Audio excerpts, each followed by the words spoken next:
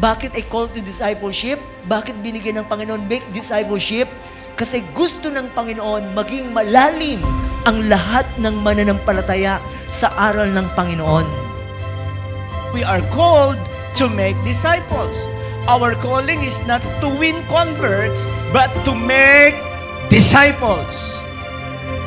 Tayo po lahat ay inaatasan ng ating pong Panginoon na tunay na ipangaral ang kanyang mabuting balita na tayo po ay makapag-akay ng marami pong mga kaluluwa. Ano po ang dapat na maging response natin? Una, accept the call to make disciple. God is calling you. Kayo hong nasa likod, kayo hong nasa gitna, tinatawagan po kayo ng Panginoon. God is calling you to make disciple.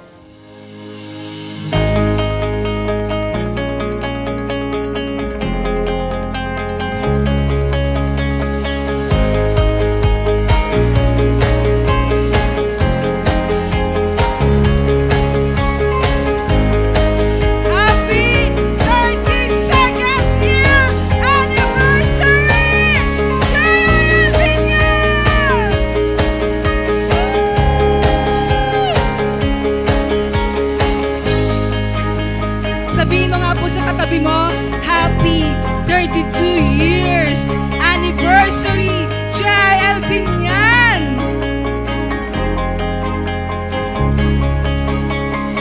Una po sa lahat, ako po'y bumabati po sa bawat sa atin ng ating pong ika-32 taon ng ating pong anibersaryo dito po sa bayan po ng Binyan. Pwede po bang palakpakan po natin ang ating pong Panginoon?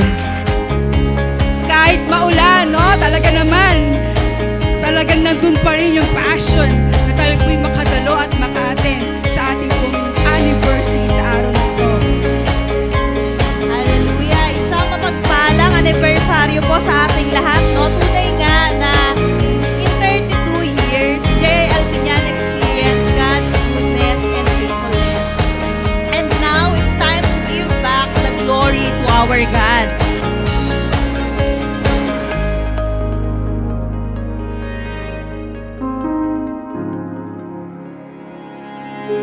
God is calling you to make disciples. Embrace your calling or else, sayang, sana hindi na lang tayo nabuhay sa mundo na to. Sayang lang. You have to respond. Amen? Kaya kung nais natin manatili ang bawat isa, manatili tayo sa Panginoon, tayo po ay dapat na ma-disciple. Tayo po ay dapat na maging malalim sa salita ng Panginoon.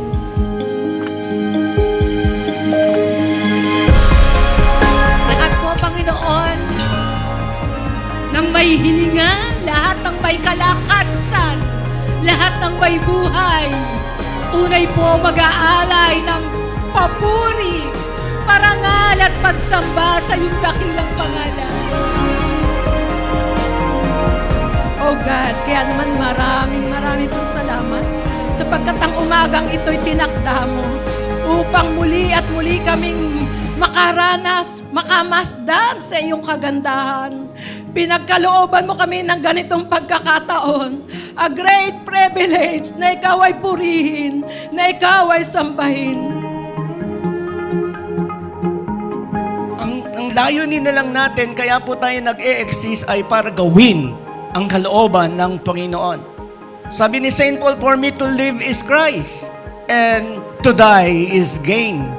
So, mabuhay man o mamatay, tayo ay mabubuhay sa Panginoon, mamamatay para sa Panginoon. Gagawin ang kalooban po ng Panginoon.